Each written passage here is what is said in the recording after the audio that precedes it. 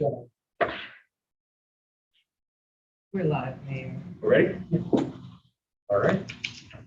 I'm going to call the Monday, November 29th Planning and Programming Committee meeting to order.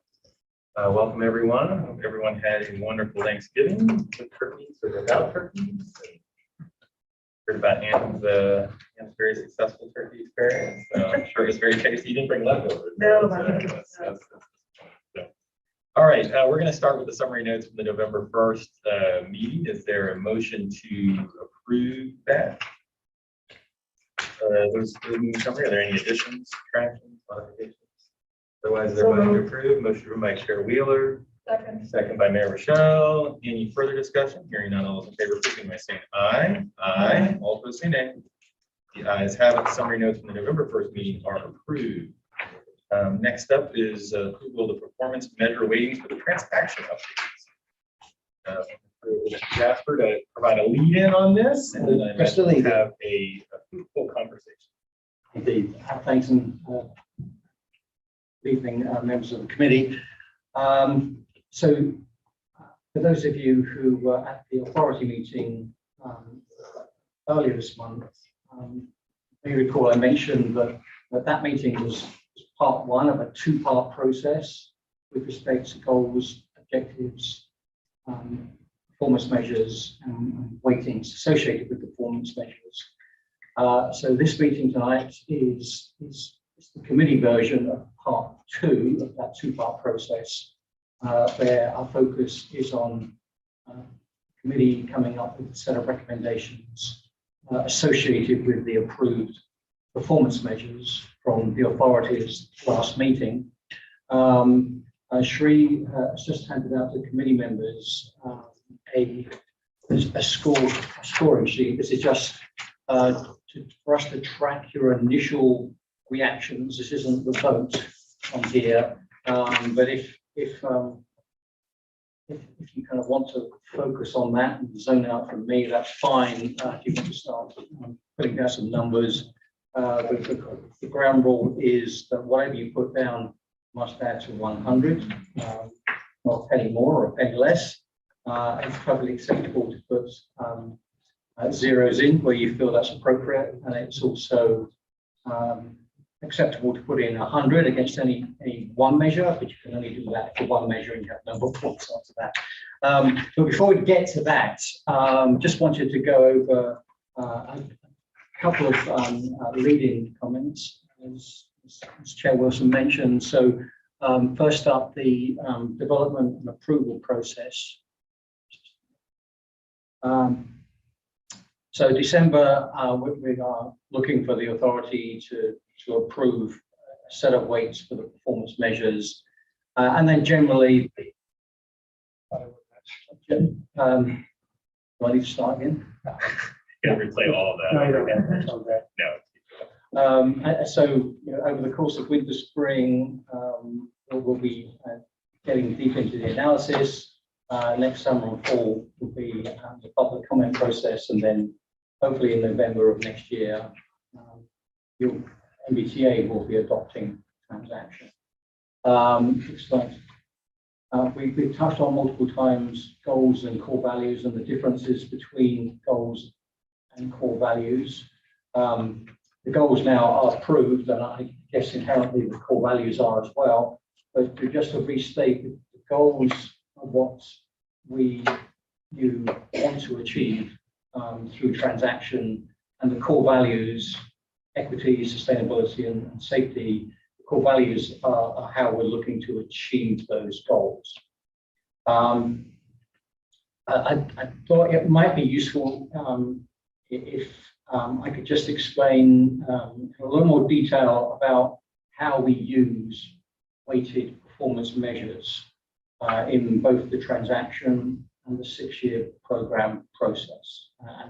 While those are the two primary responsibilities of the authority, they are linked, very closely linked.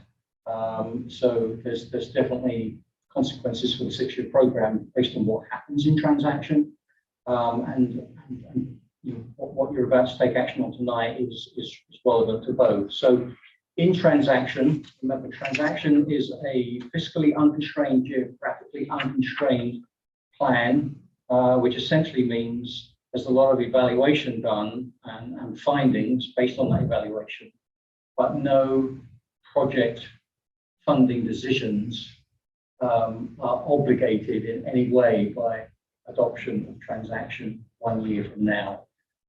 It's a lead-in to the 6-year program, but in and of itself, transaction does not commit the authority to any funding decisions on any projects, other than the only projects that the authority can fund using its regional revenues will be the projects that are in the project list that is associated with transaction when it's adopted next year. So within transaction, we will use weighted performance measures to evaluate all the model runs that we do, which will comprise of various build networks, basically with combinations of projects, which will compare against a base network without those projects. And we'll every time we run the model to look at that, we'll take the weighted performance measures and assess how that combination of projects performed in aggregate. So we will look at impacts based on the 10 performance measures, which are now approved, but the scale of the impact associated with those performance measures will be determined by where we land on the weightings associated with those. So if say, hypothetically, one measure attracted 100% of all the weightings that were available, then everything that affected that measure would be amplified, and everything that affected the other measures would essentially be ignored, because that's the way the weightings will work.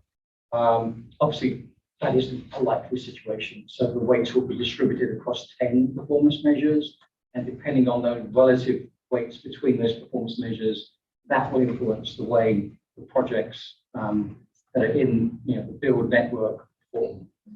That's the way it will affect the evaluation of those projects. So the output of that is what we call transaction project ratings. Originally, we were calling these AC599 ratings in reference to the legislation with House Bill 599 in 2012, was the one which, patroned by then Delegate Jim Munyon, essentially put an onus on the authority to do certain things in its evaluation projects before it could fund any of those projects. So originally we were doing that as part of the actual programming process, but the intent all along really was to put them into transaction, because that's where that sort of analysis is most valuable.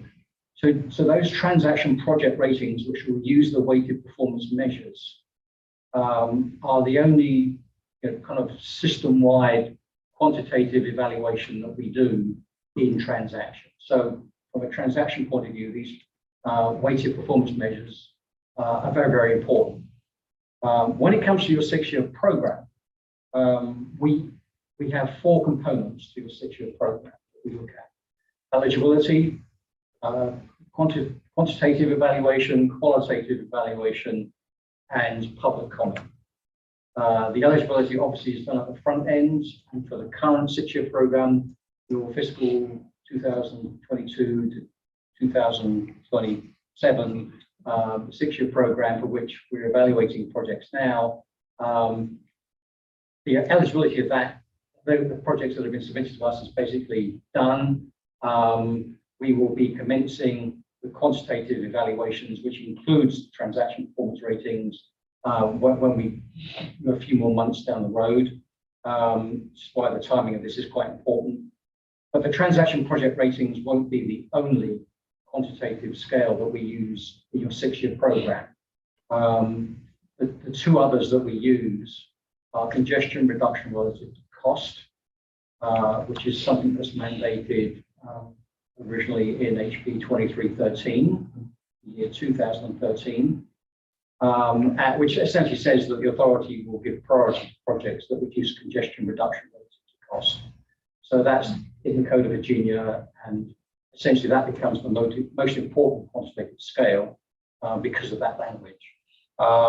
We also look at long-term benefit, which was also included in HB 2313, which essentially said that over the long term,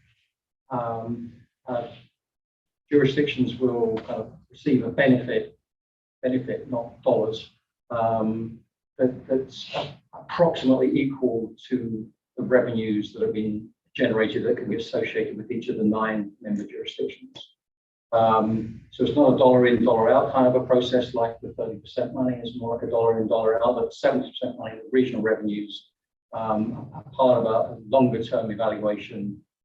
So that's the other piece of the quantitative analysis that we do in the 6-year program. So just to recap, there are 3 quantitative scales that we look at: transaction project ratings, which use the weighted performance measures. We will be using these for the 2022-27 6-year program update, the congestion reduction relative to cost, and the long-term benefit analysis.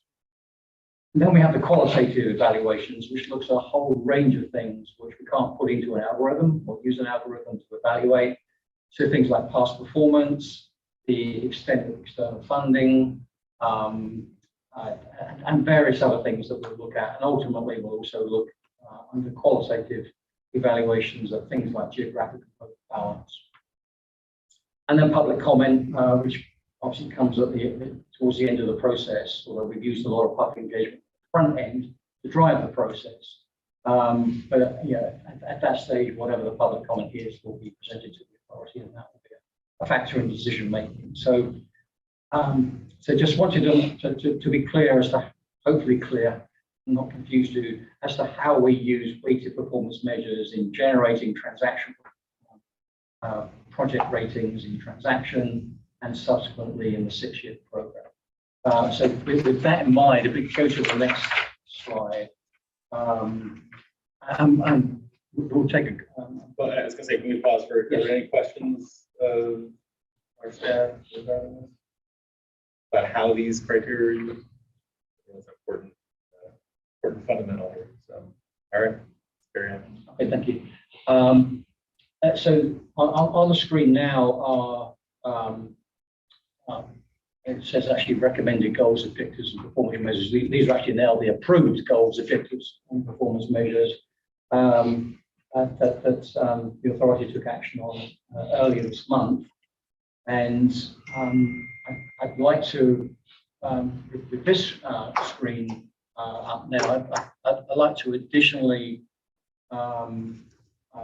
pause to offer any member who's got any questions about any of the performance measures, which is essentially A1 through G1, 10 performance measures there. If you've got any questions about what these mean or what the methodology is for calculating them, which we obviously can't show on a single slide, we've actually, with the consultants, put together a fairly comprehensive document with understandings of those details. But it's all very consistent with what we discussed with you before. There's no surprises there.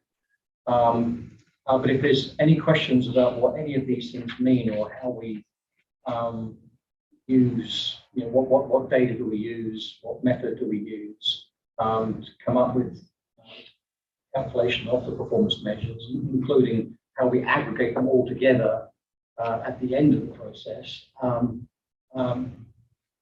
Darla is here with us once again, and she'll be happy to answer the questions. I would try to answer the questions, but Darla has such detailed knowledge of this that it would be crazy to try and steal her thunder. Listen, I'm just curious about what the definition of severe congestion. And this is something that's been done in previous transactions as well, is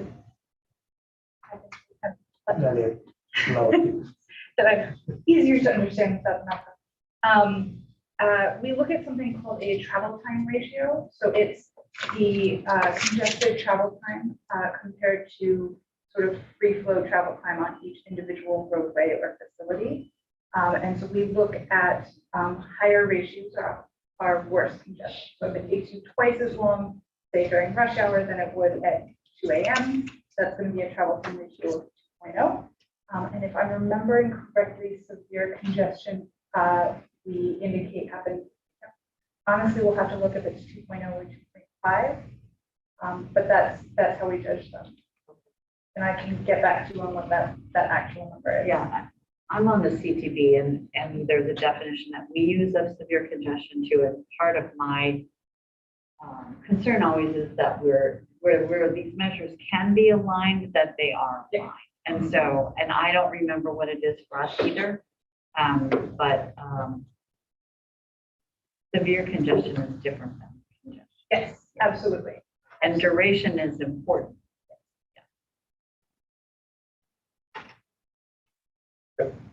Other questions?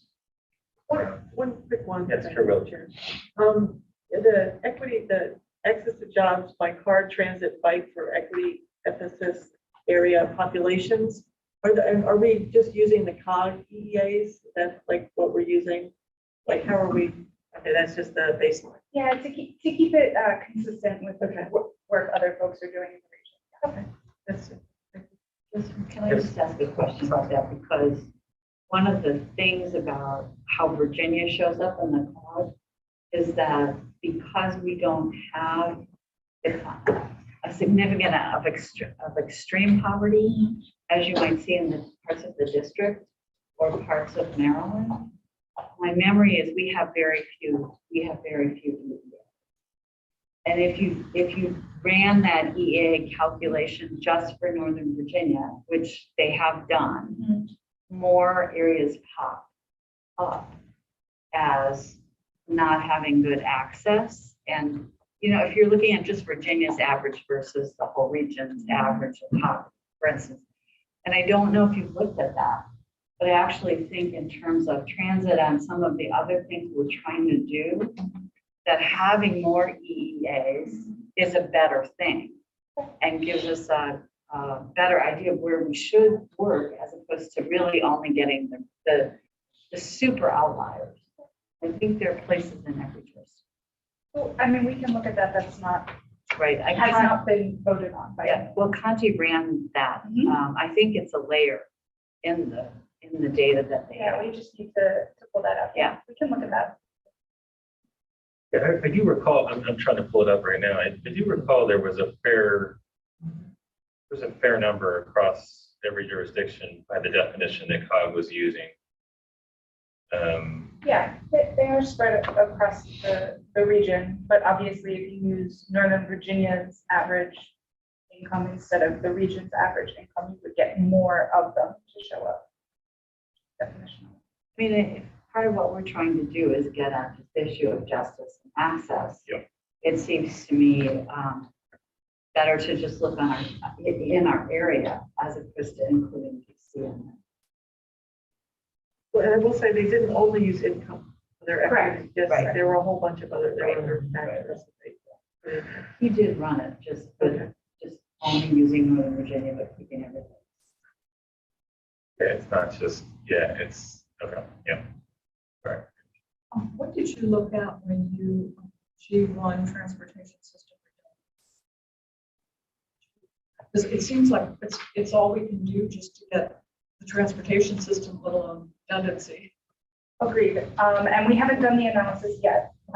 This one is an interesting one that's sort of mandated by that HB 599 legislation. I know even with this committee, we've talked about a number of different definitions of transportation system redundancy. And we talked about several alternatives that we would look into. Because of the way I believe that legislation is written, we are required to look at impacts from a sort of homeland security evacuation perspective. And so because we're required to do that, we're planning to stick with the measure from previous transaction, which essentially looks at during the peak hour, which here happens to be the evening peak hour, a 10% surge in travel demand, and how does the system react to that? So looking at how much additional, in this case, we'll be looking at delay with that surge cause. And so in an instance where you get less added delay, you have more system redundancy that's able to absorb that surge is the way we'll be looking.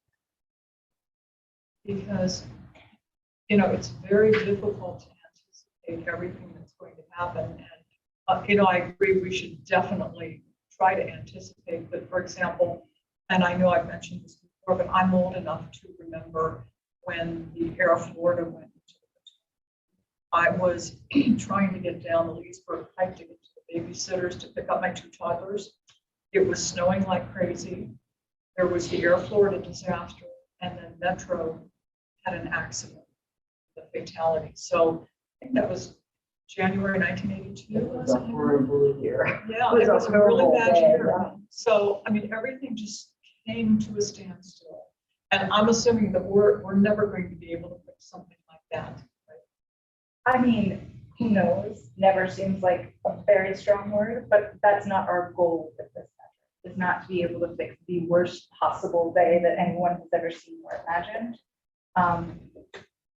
Although I believe it was written into the legislation to deal with things like 9/11, and which might be considered the worst day. So, but we are not essentially shutting whole pieces of the system down. We're not forcing snow. We're definitely not downing a plane.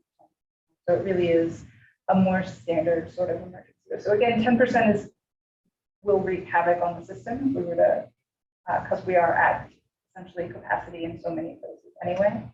But we're not going that much further because we know it will break.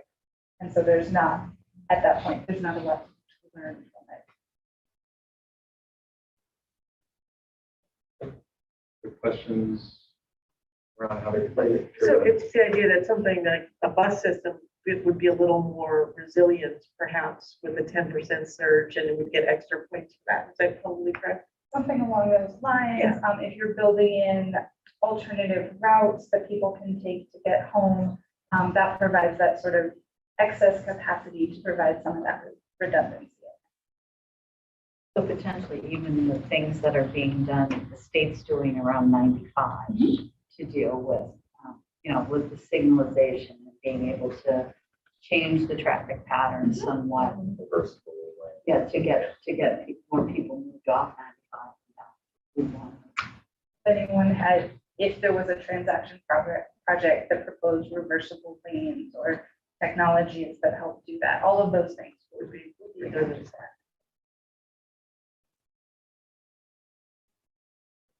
Other.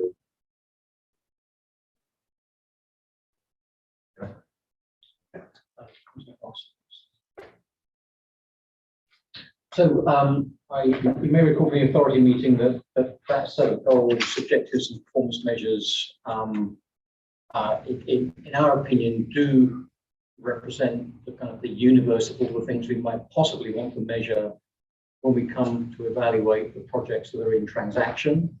And we thank this committee, as well as the other committees that have helped us over many months now to actually get to that point.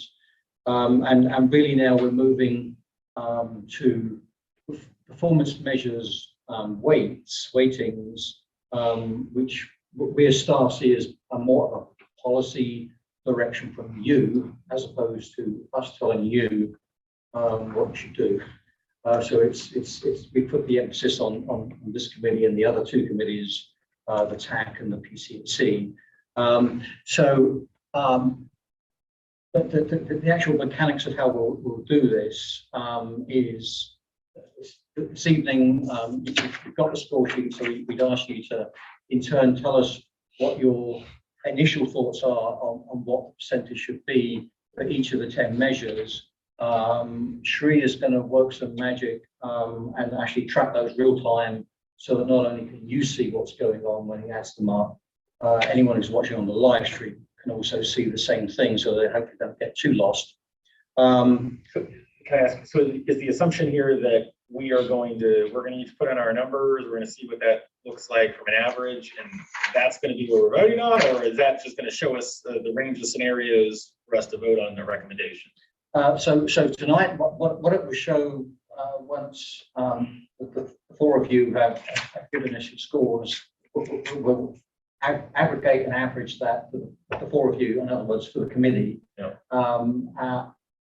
With the intent there that would spur a discussion as to whether that's actually what you want the committee recommendation to be. But I think it will help. Straw man for discussion It's purposes. a straw man for discussion purposes. Thank you. Very succinct input. We did that with the TAC last week. We'll do it with the PCAC on Wednesday this week. And then after all three committees have met, we'll quickly average those across the three committees. And then look at those numbers, and almost certainly we'll round each measure to the nearest 5%. In doing that, it has a negligible impact on the analysis compared to just using a very precise number, a very precise average. But it makes a lot of difference to us in communicating the weightings to an outside audience who've not been involved in this for as long as we will have. So that's what we'll follow after the three committees have given us their recommendations.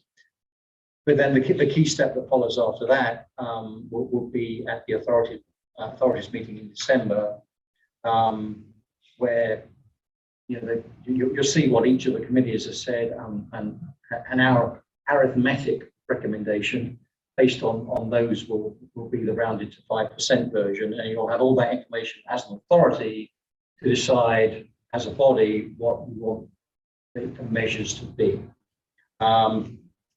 So what we said to all the committees is whatever you come up with, understand that the authority is the only decision-making body here. You are providing valuable input to that process. I would add that to my comment just now that NVTA staff role is one of arithmetic recommendations. We're just simply running the numbers. We're not going to come up with our own independent set of recommendations for you, and neither have your staff nor agency staff. And we've kept the staff out of it. We're leaving this to the committees to give the policy direction for us so that we can give it to the consultant. But I will interrupt here, Pete, just to know, make sure we're in compliance with the law. We have to make sure that the recommendations are in compliance with the law. And I guess why don't we go down that path for a second? So what way could we go that would leave us out of compliance with the law?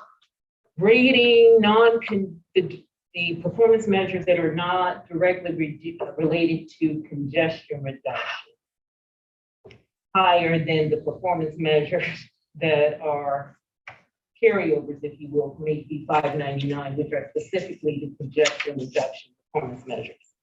Now, I would argue and say that all of these measures will get us to a point of reduced congestion.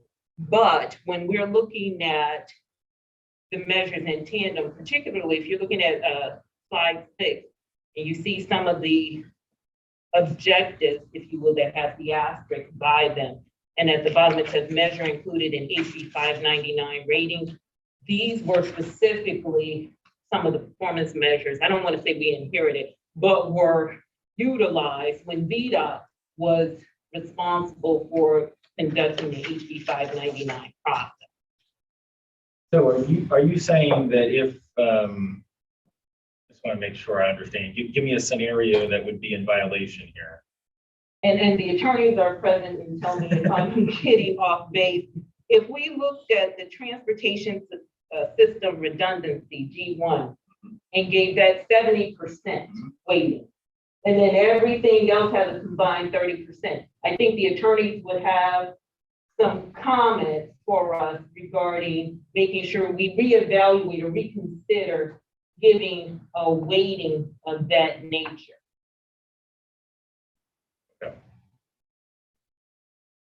It sounds like there's a reasonableness test. There is a reasonableness test. We want to, and I'll go back to HB2, now known as Smart Scale. When that was adopted for Northern Virginia and Hampton Roads, the Commonwealth had to give priority to congestion reduction. That was done at 45%. We upped our ratings for congestion reduction to 45% when the Commonwealth gave a rating of 45% for congestion reduction due to Smart Scale.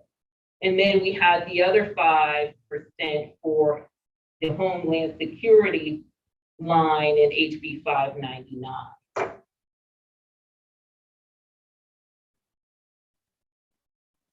Okay. So at this point, should we just go around the table? Is that how you want to do this? I think We'll plug in. that'll be fine. All right, and you're gonna pull up the sheet here so we can see it real time, or how are we gonna do that? There we Would go. you All want us to complete these and hand them? Or you can just hand them in and we'll type the numbers in if you have them, that's fine. right. All right, so Councilman Snyder, you just want to read yours and they can plug them in? Yeah, sure. So starting on the left-hand column and going right, 5, 10, 5, 10, 10, 10, 20, 10, 15, 5. Here, Will. So this adds up to 15, 15, 10, 10, 5, 10, 10, 10, 10, 5. Can I be last? Sure. All right, I'm gonna go and I'll do, let me go 5, 15, 5, 5, 10, 10, 15, 10, 20, 5.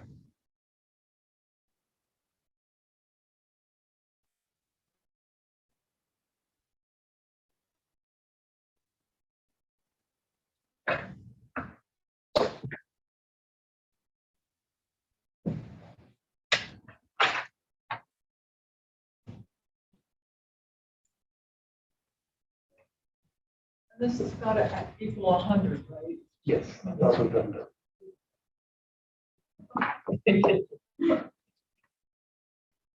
The spreadsheet is taking care of that, so.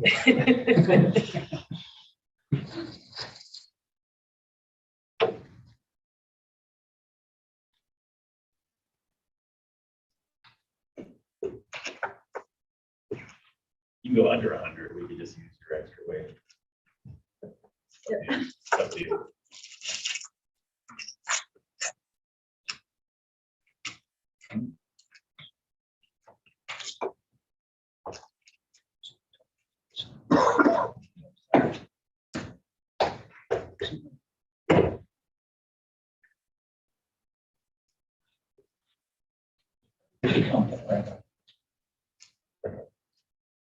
You have a macadamia one over there.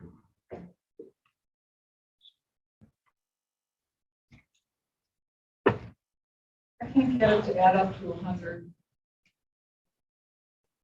Wait a second, I'm sorry. I thought we were going to have a specific period of time to do this. Well, if you read your numbers, they can put them on and we can adjust it on the Oh, screen there if okay, you want. so I guess I could read them off. Yeah. Okay.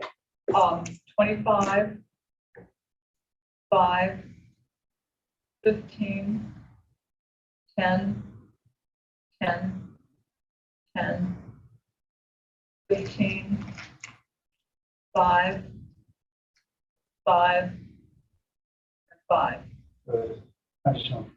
What do I need to? Got to pull, you're over by 5. You're 105. Oh, okay. Okay, then change D1 from 15 to 10.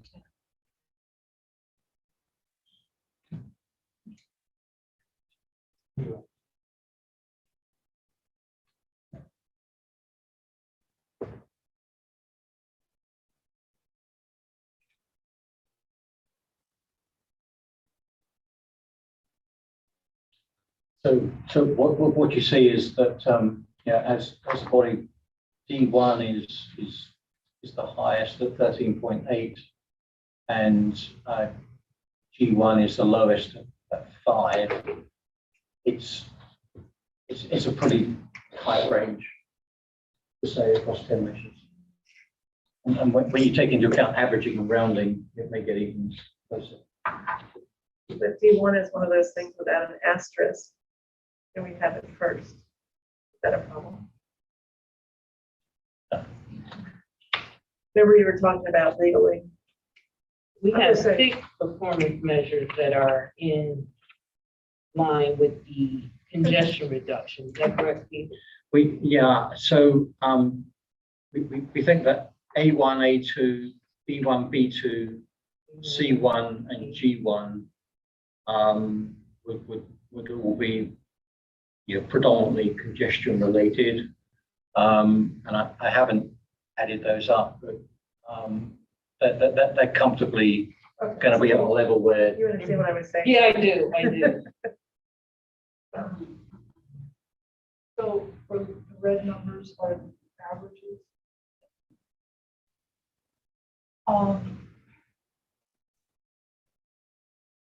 I'm very surprised that access to jobs is higher than duration of severe congestion. I guess I'm a little surprised.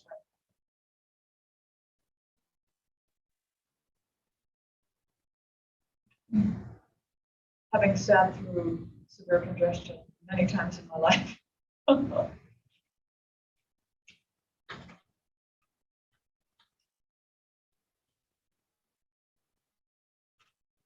The average is the same. I think the differences are so small that with rounding, they might all end up pretty much on 10 anyway.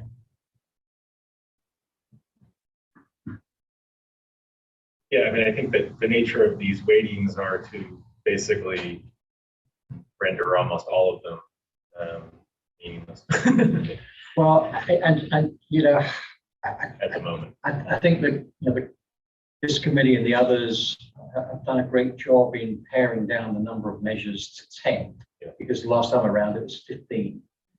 But 10 is still a large number of measures, which basically is saying, there are 10 priorities. They're all. You have 10 priorities, then Relatively the same. they will become very similar priorities. I do have a question. Chair Wheeler, then Mayor Rochelle. Okay, so what does access to jobs, like it's almost at 20% now if we look across those two groups, what does that measure? So both of those measure the same thing, but for slightly different Right. groups of people, right? So they are both measuring the average number of jobs that a household can get to by car within 45 minutes, by transit within 60 minutes, and by bike within 30 minutes. So we are looking at what are the opportunities that folks are able to get. And so if a project connects those areas, Correct. If a project, so there's a number of ways you can increase that. So one of them is by getting rid of some congestion. So you can get further than in the same amount of time, either on a car or in a bus. If you add transit service somewhere that didn't have transit service before, or you speed up or make that transit service more frequent, people can now get to jobs. If you expand the bike network, same kind of thing. You open up more area to. so it's somewhat congestion relief also. Correct. Okay. Parts of it, yes. Okay. Mayor Rochelle. Let's say one could make an argument that it's not. That, It's only partially congestion. Yeah. like quality of access to transit and walk bike network at 13.8, just on the surface appears to be out of compliance with congestion relief in the pure sense of the definition. So that's a different measure than what we were, Okay. I was just talking about. So that one is a bit more qualitative, is not congestion related at all. Okay, And She was is referring really to C1 and C2. correct. and I'm talking about V1. So Correct. that one- And D1 is much more qualitative about the quality of those networks, how they feel, how they work for people. So it shouldn't be 13.8 then. I mean, I understand why it is. Yeah, let me comment on this, because this congestion measure is frankly, I think the authority has found the needed flexibility. in that, including the ability to consider the transit-related factors. But I think ironically, when you look at each of these factors individually, they actually stack up to a fairly balanced program. When you look at those, it's when you start adding A1 plus A2 plus B1 that, you know, you start to lack some balance here. So we're trying to be multimodal. And I mean, as much as I'm not entirely satisfied, I don't think anybody is. I mean, that's what we're doing here, and it's useful to start off with.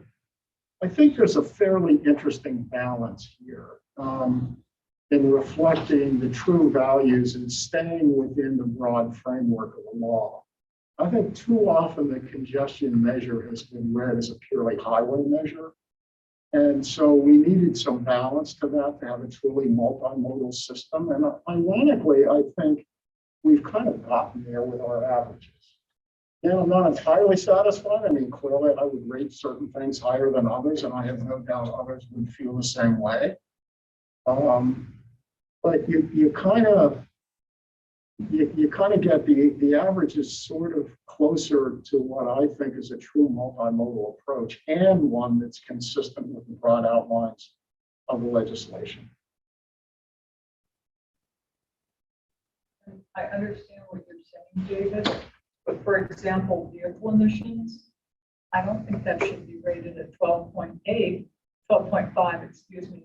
When you come over here and you talk about person-hour delays, either by car or transit, and they are either equal to or less than vehicle emissions, whereas if we do a good job of congestion reduction, that's going to take care of itself. Yeah, well, that's frankly the primary concern, which is the approach to auto emissions is purely let's build more highways to get average speeds up. And I don't think I think that is a wrong sort of singular focus. And so I think the emissions helps to balance that at the same time that we're also dealing with highway congestion. And I think, you know, interestingly enough, the averages, we're all, you know, on average saying, yeah, we need to work on our highways. But we also have to address the fact that the region set aggressive greenhouse gas emission standards, which cannot be met purely by building more highways. And that's not my position. I'm not saying, oh, let's build more and more and more highways. What I'm saying is I support the multimodal system. And when I look at highways, I also try to look at the creative fixes, much like Delegate Rome has done with her Route 28 fix, where she has these special kind of, oh, Monica, help me remember what The this spot improvement, you're talking about the STAR study that she the STAR had. Yes. study. What are those terms called? They are cuts. R cuts. Yes. Yes. Things of that nature. But We're not going to go out and build one new highway after another, because that hasn't been what we've been doing with the NVTA. The NVTA has funded a lot of transit. And a lot of highway expansion and overpass building as well, far more, by the way. Just reality check. And I know you're concerned about induced demand, and I remember the conversation from last time. But if we have an emphasis on induced demand, my concern is that it will accidentally stifle economic development. Yes, new residential development does bring growth and traffic, but it also brings economic and commercial development. Not all jurisdictions are built out. Inner localities are pretty much built out, but the outer localities, we don't want to be punished. Please understand, that's not what I'm saying or doing, nor does this average do that. And what's frankly important to our jurisdiction is D1. And yet it's de-emphasized below where we would prefer it to be, recognizing that there's some give and take in all of this. So, Well, I would agree with you. and there's adequate numbers on the congestion, far higher, frankly, than I'm comfortable with, I'm sorry, I'm having trouble hearing you. So what I'm saying is the numbers are far higher on what would drive toward highway building than frankly we're comfortable with, but this is an effort to find a compromise. If I could, Yes. Mr. Chairman, so I think if you look at the averages in tandem, specifically getting at the performance measures that specifically relate to the law, this puts us in a comfortable place. I think this what is on the screen here regarding the average weight puts us in a comfortable place. We would round down and round up to get us to nice round numbers. But you see the 55.5 on the end, that puts us in a very comfortable place. Sure, Will. Somebody, raise your hand. No, that was out of my eye. Okay. Or scratching. I was pulling my glasses down to see. I put them up to unplug them. So Signaling to I was like, oh. steal second. Steal second. So Time to run around. I've been thinking a lot about sustainability and the fact that sustainability has to be economical, right? And we talk about that. And that's why we don't build transit to everybody's house, because it has to be economical. There's at some point there just can't do that. And so I was thinking about the fact that the economic impact of not doing roads in our area makes us less prosperous because we're sitting in congestion. And as a county, if we're less prosperous, we can't do the kind of sustainability things that we want to do, like all renewable by 2035 if we're not prosperous, because that's going to be more expensive, or sustainability commission. There are things that, because our roads move more quickly and businesses will want to move in, that it's hard to sort of value that and just say it's all about emissions, because somewhere along the line, someone said if we took out everything in the constrained long-range plan, if we took out all those projects, it would only reduce greenhouse gases by like 2%, right? And so, what is the, at some point the impact is diminishing marginal returns. And I'm not saying that we shouldn't value it. I mean, obviously I valued it and put it in, but at some point, sustainability has to be economical. And we can't sit on congested roads because it makes us less prosperous, and then we can't do sustainability like we want to. I know that sounds, I believe it's the countries or the areas that are more prosperous that are able to do the sustainability things that make a long-term change.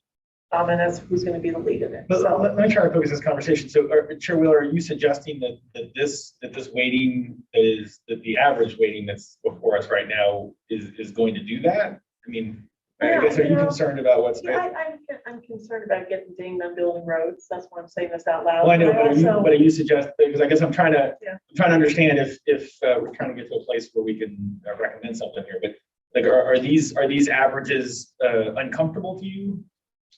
I don't know. So our 12.5 can be rounded up or down? Just out of curiosity, we round up or down? Well, that'll be no rounding this evening. Yeah, in general. I think as Chair Horseman has said, really you've got the averages of the four of you this evening. Yeah. There's one row left to fill the recommended weight. So I mean, based on how you feel and from following this discussion, about what the numbers show you initially, I think as a body now, you need to decide yourselves, whether you want to just use the numbers in red as they stand, with the decimals as they stand, or whether you want to round to maybe. Well, so this would be our recommendation. You're going to take these with the other committees, and then you're going to round. We'll average and then we'll round. Average and then round. Yeah. We don't want to do rounding too soon, otherwise. I got you.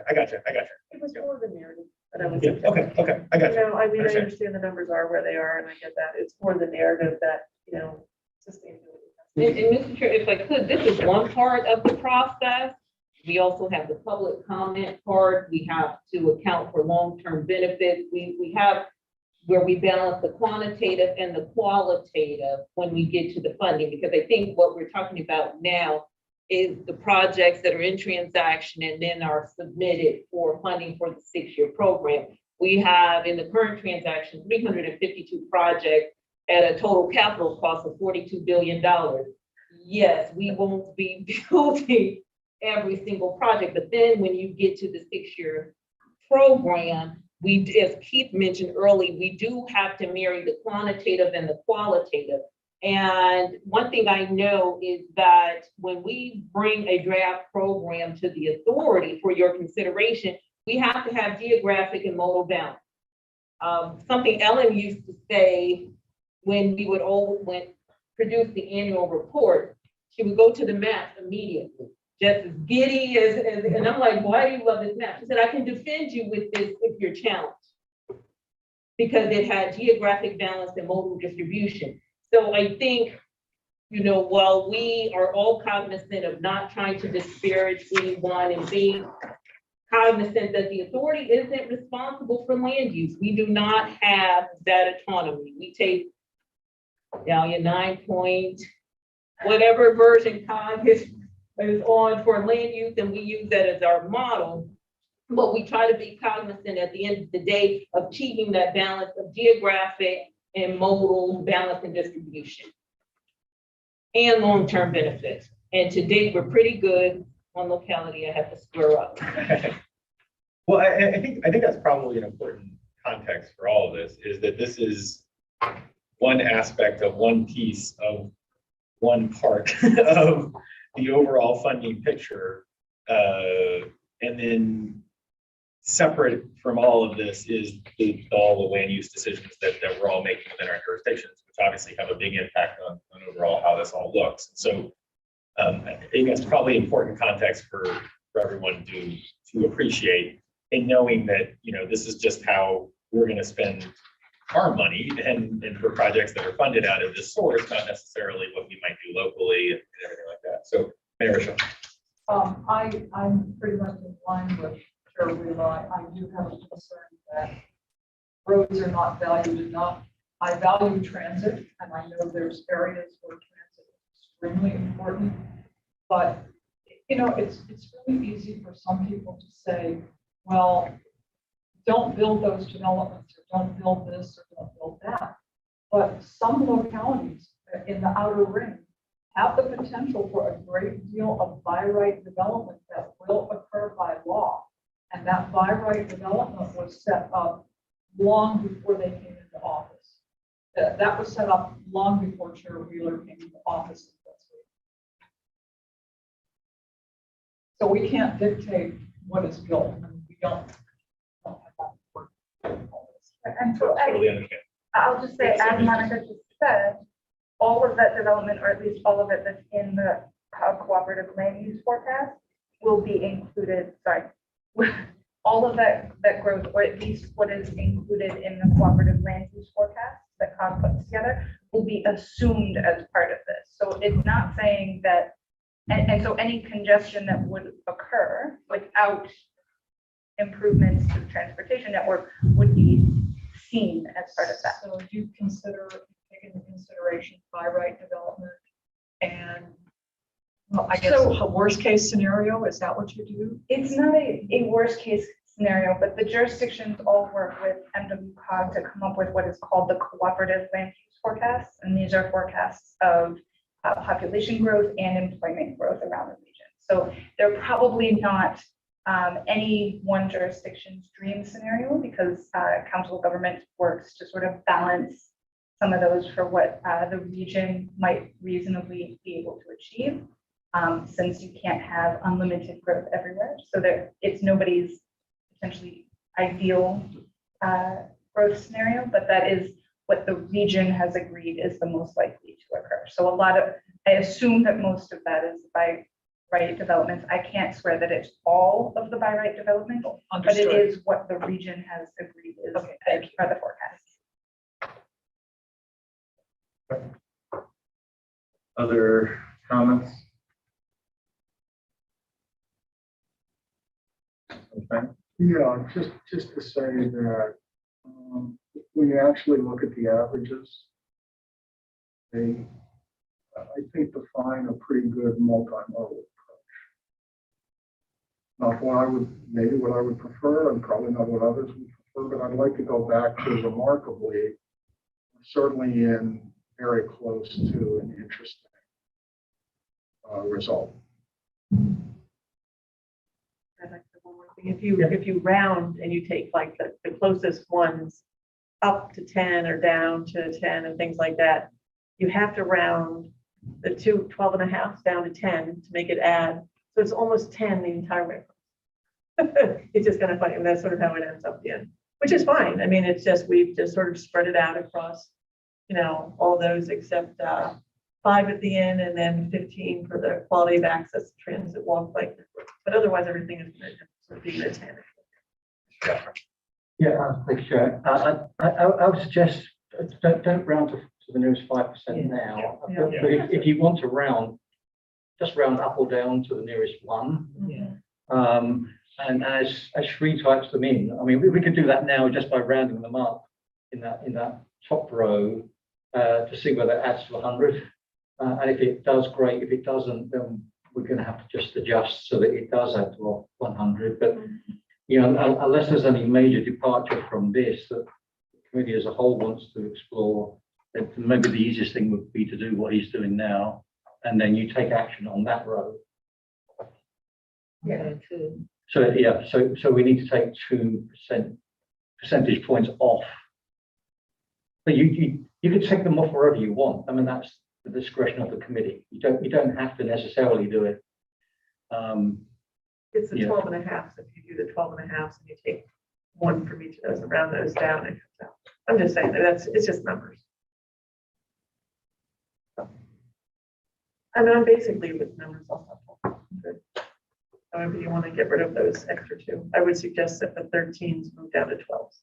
Well, I think, but they're saying they're going to average them With the other. with the other committees. Well, for now, they have to add to 100. They currently add to 102. Oh, okay. I gotcha. I just did what Jeremy said, 12.5 and put it down to 12, so that makes it. Well, she. I'm just saying, I mean, that was sort of those are the ones on the cusp. Every other Yeah. one seems to make sense which way you're going to round.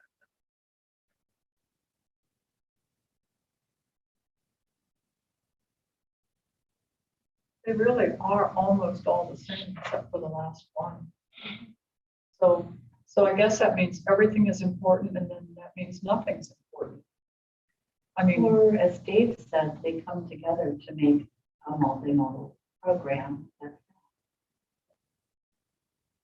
but congestion relief is our primary goal. And Which is touched on from a number of different items. There's not only one congestion relief. The majority of the weights will be associated with measures which are related to congestion. So, like I said, on behalf of the attorneys, that puts you in a comfortable place in terms of not being at risk of violating code. But I'm not a legal person, so that.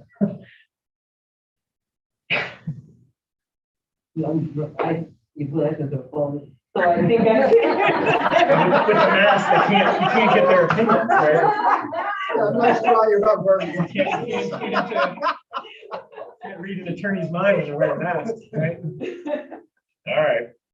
All right. So I think at this point, the question before the committee is whether we recommend this mix here, which is the average of what we've come up with. Can I ask a quick question? Yes, Mayor Shaw. How will vehicle emissions be treated? How are you going to measure for that? So vehicle emissions is related to VMT by non-electric vehicles.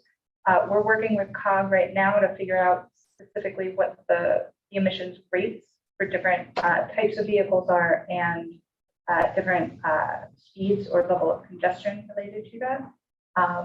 So we're still finalizing some of those specifics in there. But it'll be as close as we can get to the way COG calculates emissions without actually running the emissions specific air quality models. Since we, well, then if that's the case, if we're not 100% sure how that's going to be run, how that's going to be calculated, then I'm definitely not comfortable with the 12.5.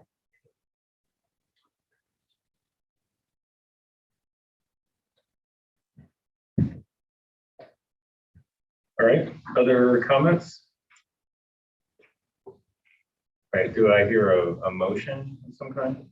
We move forward, all the discussion included, which will be reflected, I'm sure, in the minutes, with the revised in the red set of straw, however you want to phrase it, proposals at this point. All right, there's been a motion by Councilmember Snyder. Is there a second? There's a second. Die for a lack of a second. Not going to make a recommendation here. No, I think we should make a recommendation. You can't second as a chair. I mean, we're sort of a divided group, you know, I want to be supportive, but I do think, I'd love to know what the other groups came up with that we're averaging with, but I won't ask you that. You Well, know? we won't, PCAC meets on Wednesday, so the TAC met last week, so we don't have them just to schedule. We usually have this committee meeting last, but due to scheduling conflict, they're meeting on Wednesday.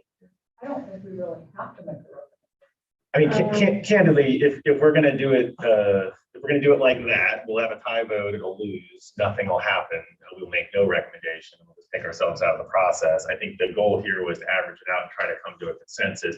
I'm with Councilmember Snyder where I'm not comfortable with everything on here too, but I'm trying to get to a place where our voice can be heard in this process. And if we want to just deadlock this and not come to any consensus, we can do that. So I think it's important. I mean, you know, I obviously have my own position, but I'm willing to go with the consensus of the group and average it out and see what it goes for, because this isn't the final weighting anyway. It's going to go to the NVTA. So I will. But all committees make recommendations and the decision lie with the authority. And I just want to go on record as saying that however the calculation for vehicle emissions is going to be made, it can't help but influence against roadways, road corridors. I mean, I'm struggling to think of how it could help, and I just can't. well, I mean, let me be clear, Mayor Shaw, like there are measures that we're talking about here that work against what we're trying to do in our jurisdictions as well.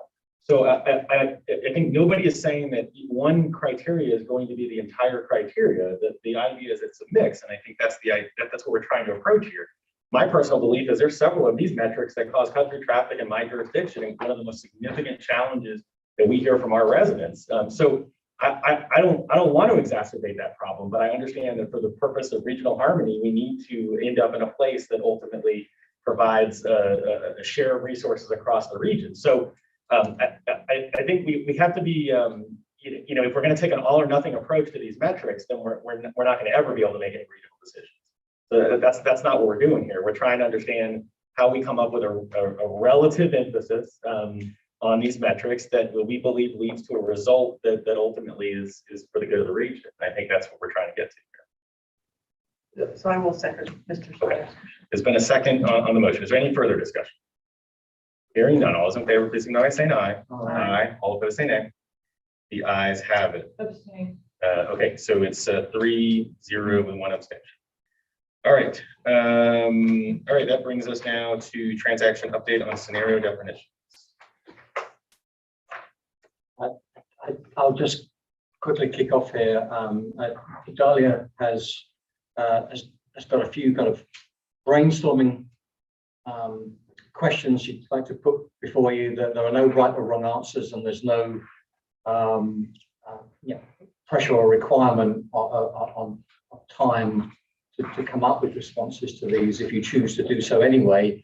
But we do want to bring you up to speed a little bit on the definition, the emerging definition of 4 scenarios that we're going to look at as part of the transaction work.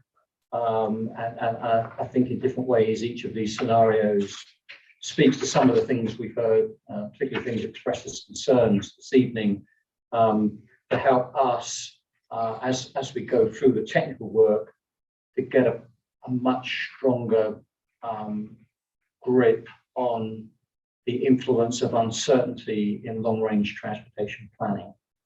No one has got a perfect crystal ball here. We certainly haven't, they don't either.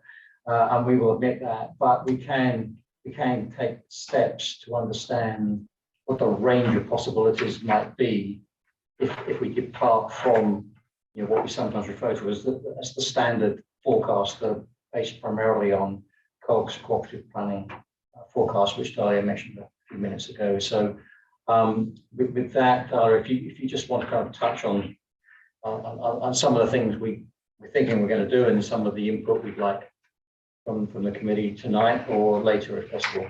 Absolutely. And I can talk on these scenarios for a very long time. So when you guys are done, you let me know. So as Keith mentioned, right, we're talking about how do we deal with uncertainty.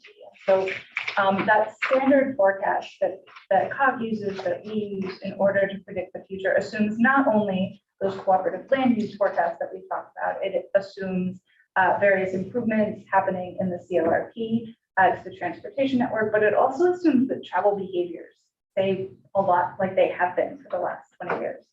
I think it's fair to say if we've learned anything in the last year and a half, that uncertainty is a part of life. And so how do we incorporate that uncertainty into decision-making for a long-term future? And so one of the ways we go about doing that is looking at different sort of what-if scenarios. And we're very much considering these as what-ifs. We're not saying these are the predicted futures. They are potential futures. They might even be potential extreme futures. But we're not saying they are necessarily the prediction or that they're preferred in any way. It's just really to understand what might happen to the transportation system if, to understand if the investments that we might be making through transaction would still be good investments if some of these things come to pass in this longer term future. And we call that avoiding investment obsolescence, which is a lot of syllables. And so what we've been talking about doing is looking at forward scenarios for alternatives, what those might look like. I'm going to go through the 4 of these, and we can discuss as much or as little as you guys would like. So the first one is one that if we didn't do, we'd all look very silly this year. And that is considering what if some of the pandemic trends that we've seen, particularly around transportation, become a new normal in the long term, right? So thinking about the fact that we're doing forecasting for 2045, what if some of these things stick around? So in particular, obviously would be continued significant telework through 2045, depending on the job type, depending on employers, potentially virtual school, continued use of online shopping and the deliveries that come with them instead of going to brick and mortar stores, all of these kinds of things, the increase in some of the non-motorized travel during the day that we saw, changes to vehicle ownership levels. We saw households that had never owned a car start to buy one, but also the alternative where without 2 commuters every day, people were able to give up a car if that was a long-term possibility. But we've got a couple of things that are sort of questions. Again, as Keith said, no right, no wrong answer. No matter what we select here, we will be wrong. And that's okay, because our goal here is to understand directionality.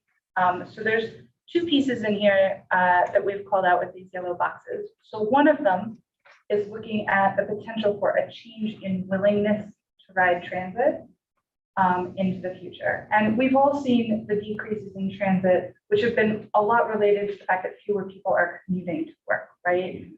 Metro rail ridership is down. All of these things are down because there's fewer people moving around during rush hour.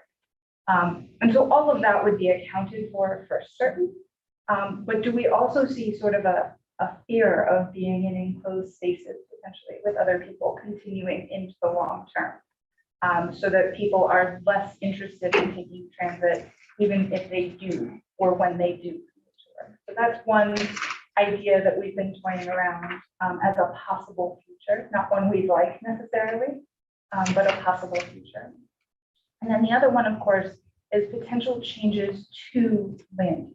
And this one would be looking at differences from those cooperative forecasts that we were talking about. So this one could consider things like, we've all heard the stories of New York emptying out during the pandemic. Nobody needed to be there. So people don't feel necessarily the need to live near the center of things anymore. We could see shift in land use away from the inner jurisdiction towards outer jurisdiction. We could also see some very significant changes in the office space market if people aren't needing that much office space anymore. So those sorts of things are conceivably possible in the long term. Generally speaking, the jurisdictions have put a lot of effort into those cooperative land use forecasts and don't like looking at things that change them too terribly much because they don't always paint a great picture for them. And they want to see what will happen with their economic growth. But this being a plausible what if scenario, we wanted thoughts on if folks would be interested in seeing what that might look like. And you can have answers, you cannot have answers. Can you give an example? So for example, Okay. Sorry. Mayor Shaw, Ms. Hines, and then Mayor Shaw, sorry. Go ahead. Thanks. So when I think about shared rides and transit in particular, you said it's about commuting. And the sort of pushback that I would have here is I'm not sure that we should focus only on commuting.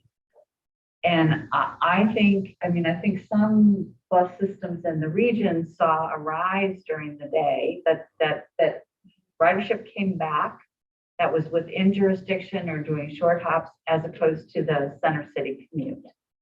And so I think, again, in the context of we're worried about greenhouse gas, we're wanting to connect our EEA areas, I think we should ask ourselves the question about daily use of transit, not commuting use only.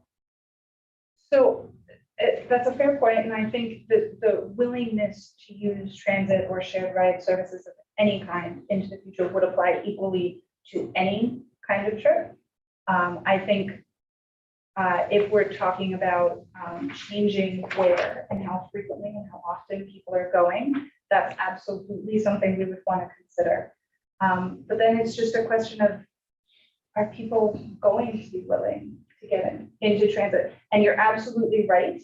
People have, especially those who don't have another option, have continued to use particularly the bus system. Right. Well, and you're right. And I do think it's, I think too, we worried the last time we did this about people aging and the fact that we've got this huge number of boomers who are getting older, who are feeling less sure about driving too.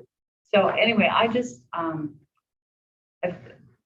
have this concern often that this region has been so focused on the commute that we have missed the fact that there's a lot of, that the roads could be used in other ways during other parts of the day. So anyway, that would just be my. And if you could give an example. Sure. So one of the examples, I'm just going to use an anecdote out of life, but you have a lot of folks, younger folks, who have said, oh, I want to live in Arlington, I want to live in DC so that they can be near the jobs, but also the neighborhood. During the pandemic, you saw a lot of people who said they would never live in the suburbs, buy homes in the suburbs, because they didn't need to go to work anymore. They wanted the extra space, they wanted a bigger yard, they wanted whatever. And so that might be an example of a land use shift that we see happening, potentially. Another that might go in the other direction is in places where we have large concentrations of office space now that might be empty 40 years from now if we don't need that office space, get converted to housing instead. Yeah.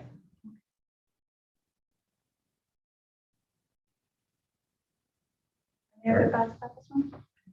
Sure. Okay. Let's go to the next one. So the next one would be a what if scenario around technology, and in particular thinking about implementation of connected, automated, shared electric vehicles, which I will call cases because it's much, much shorter. but it's really thinking about how that technology might be deployed by 2045 and what that would look like. You can see on here a long list of assumptions that we would need to make in order to do that scenario. A lot of those are related to how the technologies would be deployed, when the technologies would be deployed, how much they would cost to own or to use, what kind of services they would offer. All of that stuff is included in those assumptions. Two of the questions, one again is related to potential changes in land use. So we've heard theories, and at this point, all of this is theoretical because these vehicles barely exist and definitely have not been widely deployed yet. So on the land use perspective, to give examples again, we've heard the notion that if my car is able to drive me into work every day and I can sleep while it does that, I might be willing to live much further away from my office. I might be willing to live in Fredericksburg and have it drive me in while I took a nap every morning. And therefore, I might be willing to live further out in the world. Alternatively, we've also heard theories, again, just theories, that with these shared automated vehicles, people might choose to live in these denser communities where they had access to those vehicles very easily if they didn't need to be concerned about parking their own car or owning their own car, that they might be more interested in those. These are, again, theoretical, and some of the work that's been done at the regional level seems to indicate that those two things might just even themselves out in the end. But it's, some thoughts. And the other one that's of significant interest is thinking about the potential automation of transit. And a huge amount of transit operating costs, particularly for buses, is related to labor.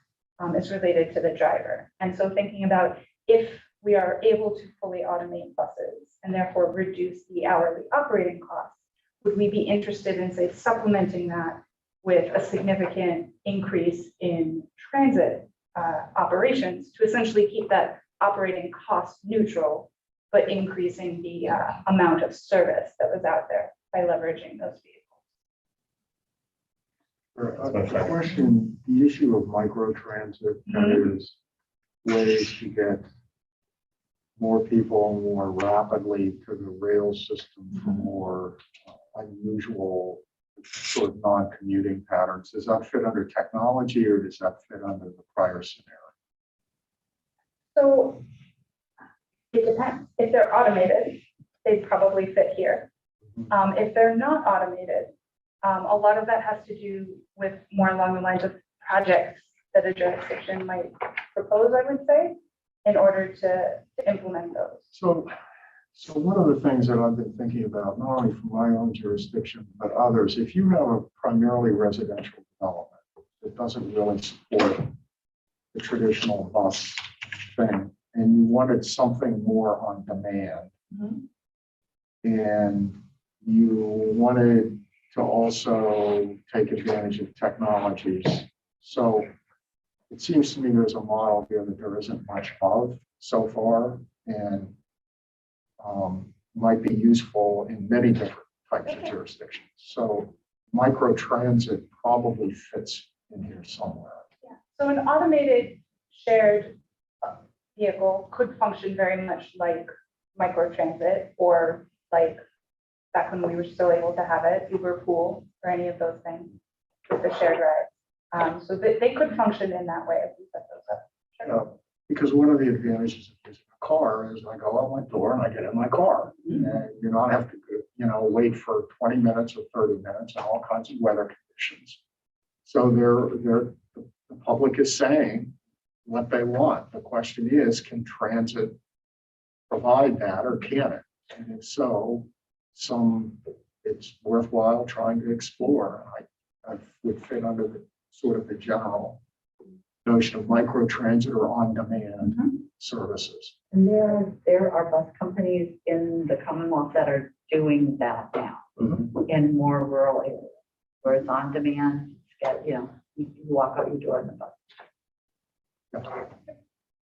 If I can make a comment on Yeah. that. The PRTC will also be starting microtransit. And it was to begin in Manassas, part, but there's been a lot of resistance. People need more education as to exactly what microtransit is.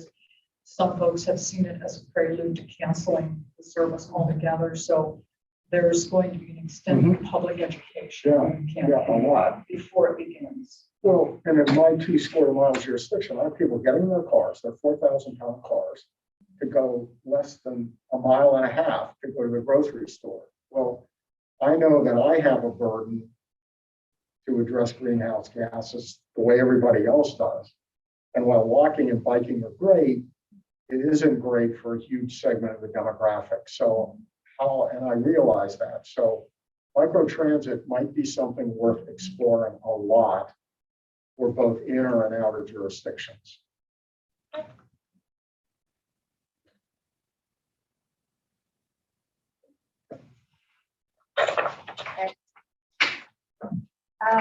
The third scenario that we're looking at actually comes out of a little bit based on NVTA I always get this acronym wrong. Transportation Technology Strategic Plan.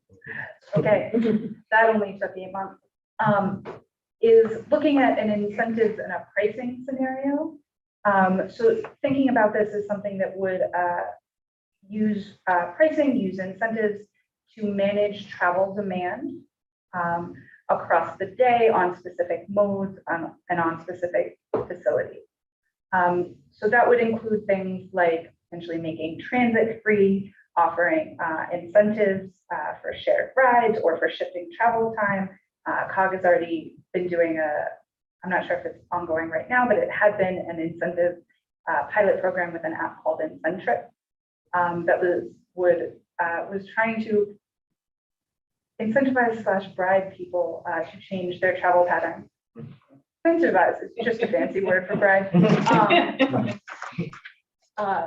Into changing what time of day they were traveling to a less congested period or things like that. So it would be sort of institutionalizing something like that. There could be changes to curbside pricing around the region, things like that.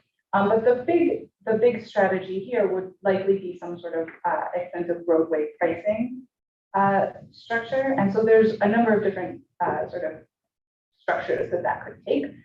Whether we're talking about VMT pricing, which has been discussed, whether we're talking about specifically congestion pricing, or, I mean, there's other options as well. London has their cordon charge, things like that. And so, while again, this is very much a what if, I'm curious as to if there's a structure in there that you all would be most interested in learning from, not necessarily the preferred one, but is there something that you think would be instructive for policies in the future? Have a question. Would there be a study done or further information on VMT, vehicle mile travel pricing as it relates to a specific demographics in the culture? So I will say probably not as part of transaction, but I personally and professionally agree that before anything like that would ever get enacted, there would need to be significant additional study, both on an equity perspective and That's absolutely. exactly what I was thinking of, the equity perspective. Absolutely. Okay. So again, this would be sort of a directional what if, not this is a policy that we want to see implemented, but to understand what would be the impacts to, say, transit ridership if this were implemented, something along those lines. Well, and I would argue, I mean, these are all areas that we have in the region right now, experiments all over the place, and some things that have been institutionalized for years. I mean, we've been doing off-peak pricing on metro for 40 years. I mean, The hot lanes are hot lanes are another example with variable pricing. You know, I mean, none of this is particularly new for this region. I think maybe looking at it bigger is perhaps more the question, but this is nothing new. So, Okay, Mr. Chairman, thank you. And this is for Ms. Hines. I'm sorry, Ms. Hines, you don't remember. I don't remember. A few years ago, the Commonwealth, Delaware, Pennsylvania, I believe, they were all doing a study of looking at a charge for vehicle miles traveled, and certain people had the transponders in their vehicles, and I just don't know what happened with that. I don't know if it ever took off, but my understanding is that BMV is now has a pilot going where people can opt into a BMT pricing instead of, what would it be instead of? Instead of the other, no, is it the gas tax? They can't really relieve you of the gas tax. No, I think it's some other tax that we pay. Okay. Maybe it's the car tax. Is this in lieu of the tolls? Is it an No, alternate way of no, funding no, tolls? no. It's relatively small. Okay. So a relatively small pilot, but and I'm pretty sure it's DMV that's doing it in connection with the Research Council, probably. So Kathy McGee is probably a really good source on that, Monica.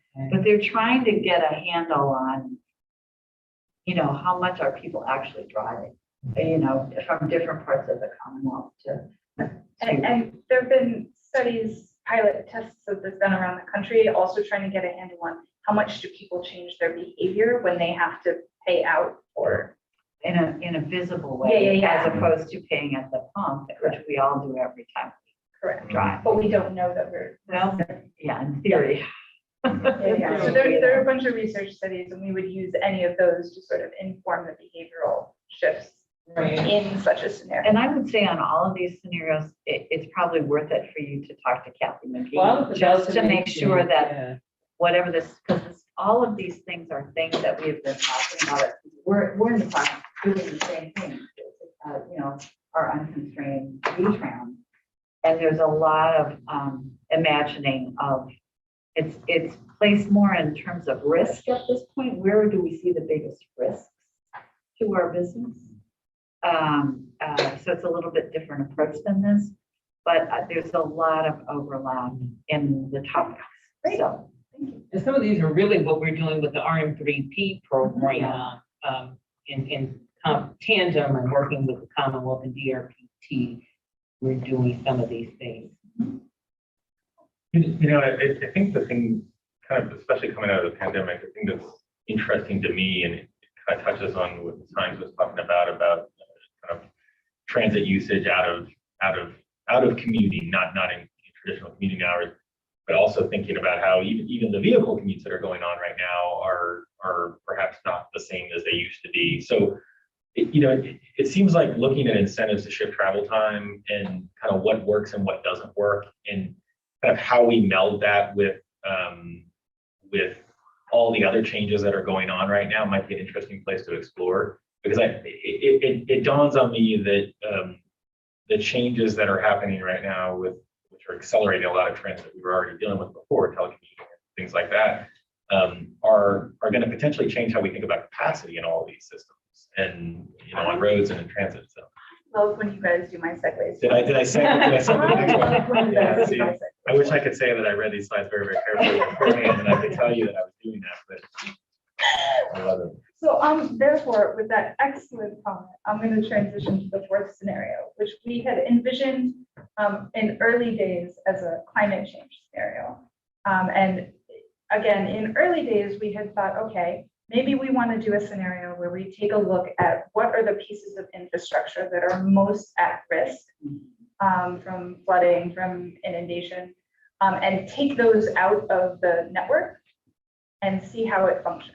So remove the portion of the VRE tracks that's closest to the water, the portion of the GW Parkway that's, again, closest to the water, get rid of National Airport, because I hear that's also going to be underwater. Old Town Alexandria, fun things like that.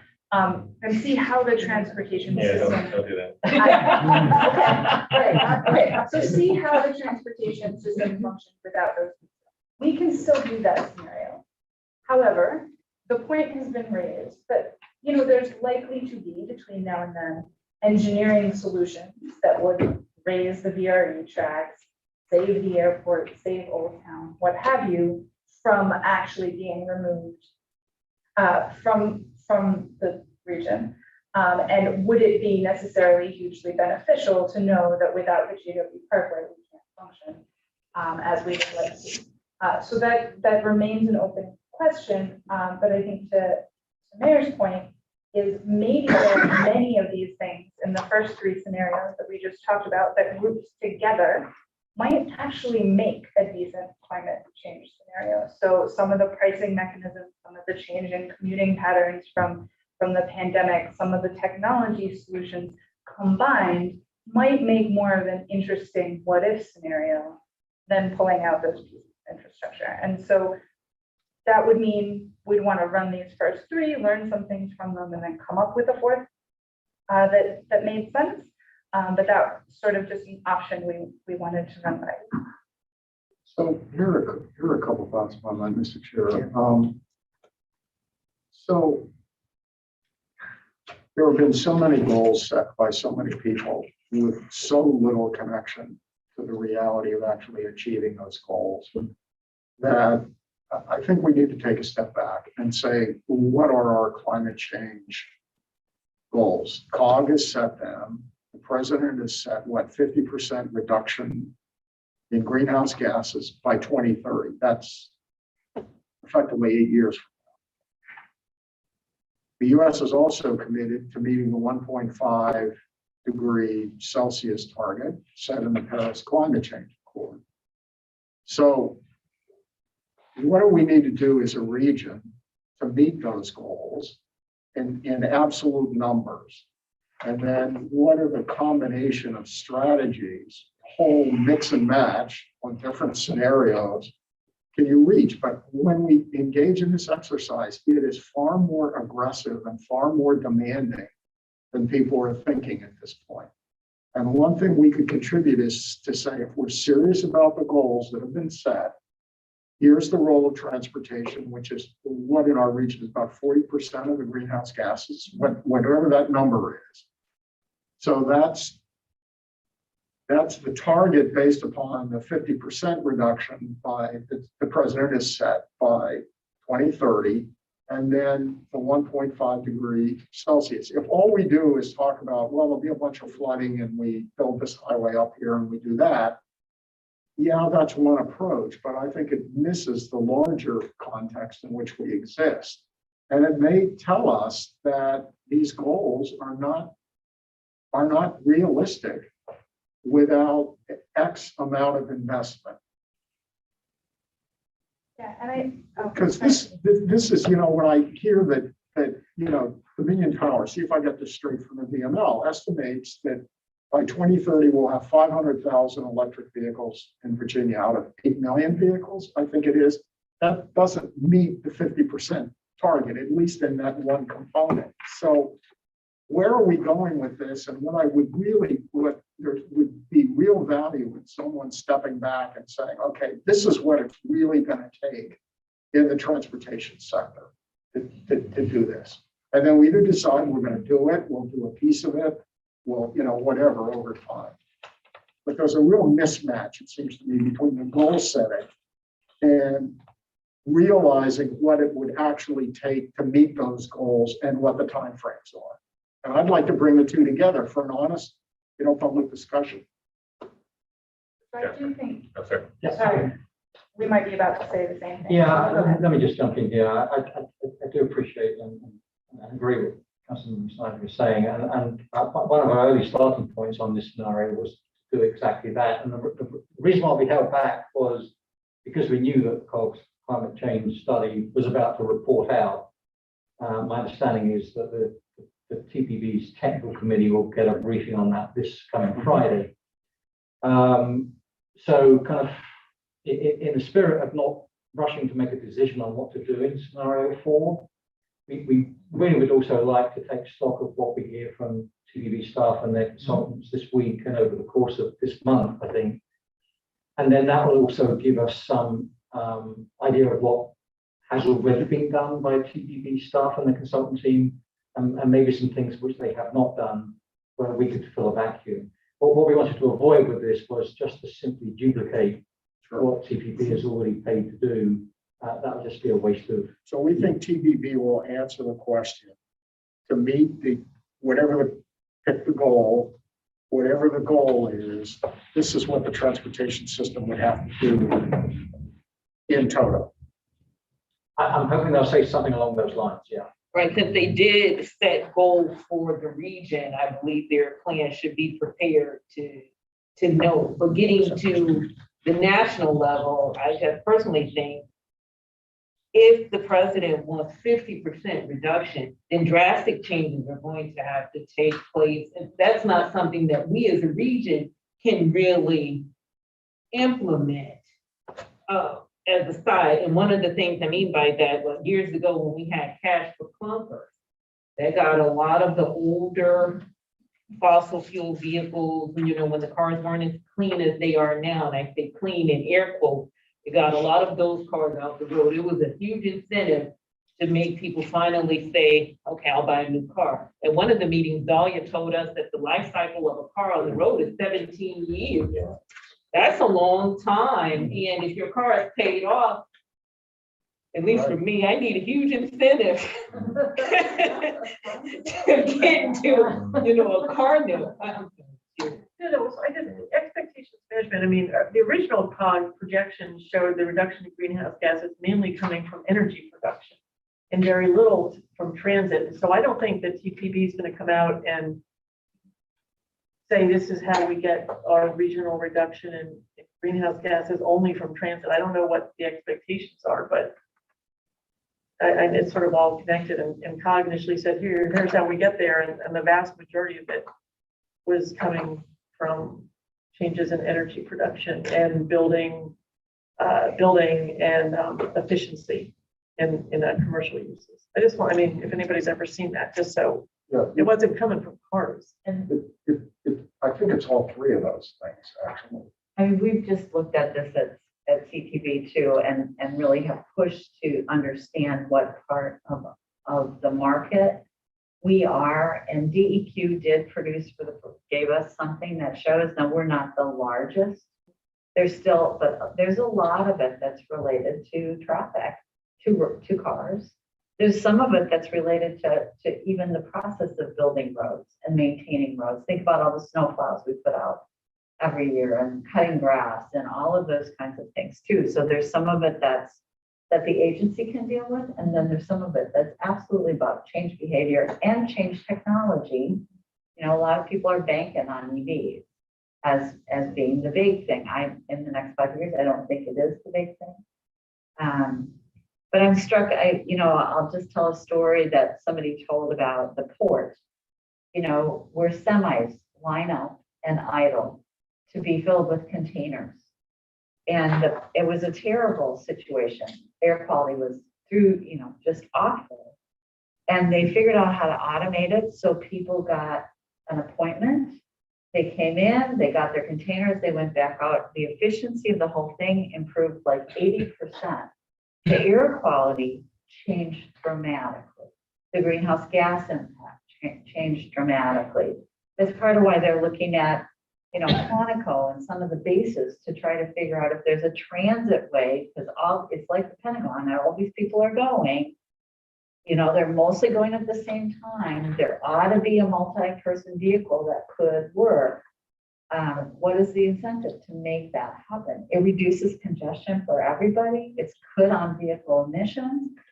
So there are win-wins there, but I guess my perception now, having done this for a while, is until somebody asks the questions about nodes, these accumulating places for people to work, whether it's Crystal City or, places in Prince William or whatever, or the bases, until somebody says, well, what are we doing about this? And poses that as a question with not singling anybody else, but saying, we got 5 or 6 of these places across our region. How could we change our approach? How could we bring technology? How could we bring transit? How could we bring these things to bear?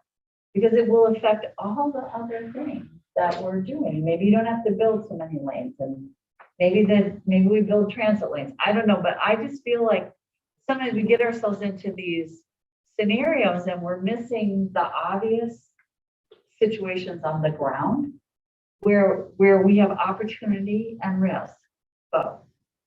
And maybe there's a way to bring that together to really talk about hotspots or something. This is my comment for me. No, So COG's regional or TPD's regional travel survey that if you have an income of 25,000 or less, you're 3 times more likely to drive.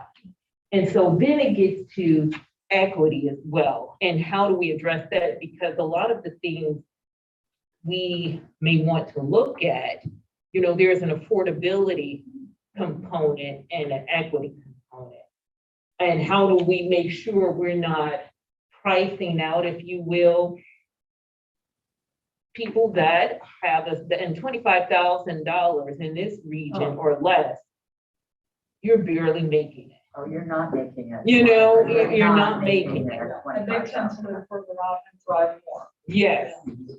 And I think when we have to, and not that this scenario can or cannot do that, but that's really what we have to start taking a look at, because people who can afford an electric vehicle is one thing. And, maybe it'll be like the VHS one day when the prices will come down and things of that nature. But then for those severe low income households that are 3 times more likely to drive, when I saw that, I'm like, wow.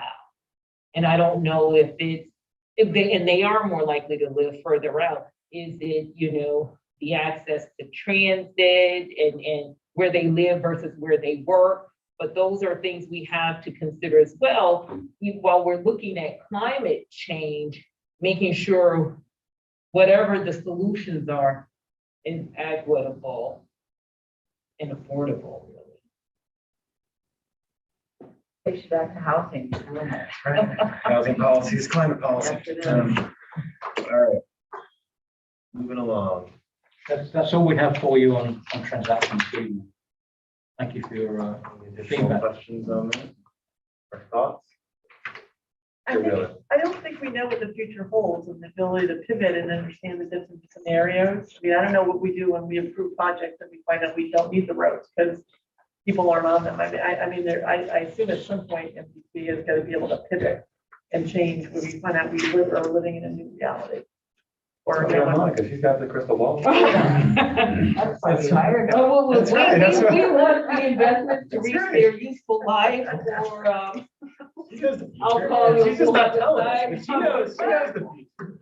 if no one ever goes back to the area again, what do we do? That's right. All right, let's go to NVTA update. Just 2 things we will have for your December 9th meeting, 2 action items at this time. Of course, the approval of the waiting for transaction and the adoption of your 2022 legislative program. That's all I have, Mr. Chair. Any other questions, comments?